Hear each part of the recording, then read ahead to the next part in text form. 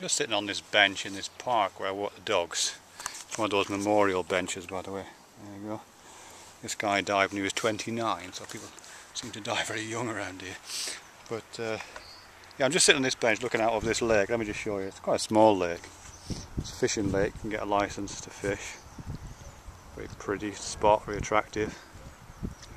Hope this video is coming out alright. Actually, there's a little bit of wind right now. But I guess I'm just intrigued looking out over that. Just put the camera on that for a little bit longer, because I'm looking out over that and I'm appreciating its attractiveness, and I'm, you know, feeling slightly wary about those clouds up there. You know, and I've all these experience appropriate to this situation. But what I'm seeing and experiencing, the feel of the wind on my forearms, the sound of those geese and other birds around me, the sight obviously of the lake, and the sight of the light being reflected off the lake, and the clouds being reflected in the lake, all that kind of stuff. I'm aware that that experience I'm having is really only a tiny slice of all the data and information that's going on out there. And you know what I mean? I mean, there's lots of things happening out there that I'm just not aware of. You know, my eyes are designed to pick up reflected light within a certain spectrum, and you know, within a relatively narrow band of electromagnetic radiation, visible spectrum. My ears have got a certain hearing capacity. You know, I can hear certain things, which means I'm sensitive to certain vibrations in the air, basically. I've got hardly any sense of smell at all, but you know, so I've got these various bits of sensory apparatus which are creating this world for me out of a sea of data. But there's so much other stuff, isn't there? You know, there's the electromagnetic spectrum way beyond the visible spectrum that I can see. All you know, right into the infrared and the ultraviolet and beyond that. There's all kinds of cosmic radiation flying through this. There's gravitation going on, which I'm kind of aware of in my own way, but I'm not seeing it out there.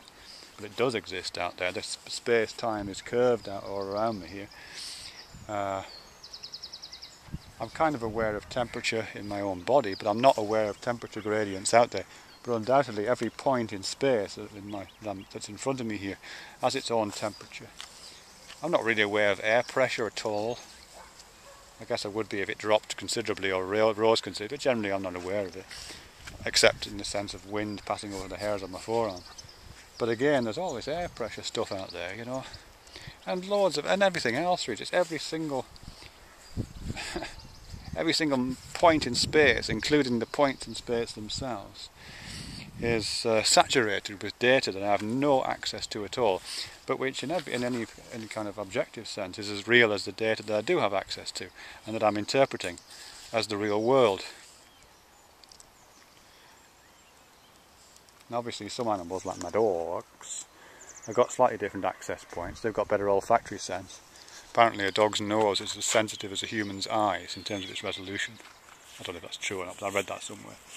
So it's picking up, my dog Guy here is picking up as much information of the world through his nose as I am through my eyes. So he must be living in a completely different environment. And yeah, we live in this little narrow, you know, that thing we call reality. It isn't that it's relative, or it isn't that it's made up or fake. It's just a very, very thin slice through the electromagnetic spectrum, but also through everything else that's going on, isn't it? And probably time as well. You know, we've experienced a slot of time, but time is all over the place here. Space and time are interwoven. So time is slightly different on the other side of this lake than this here, but I don't experience anything like that. God.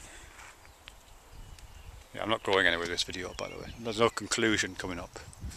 I guess it's just an observation that the real world is our interpretation, our sensory interpretation of a very tiny subset of the data of the universe around us.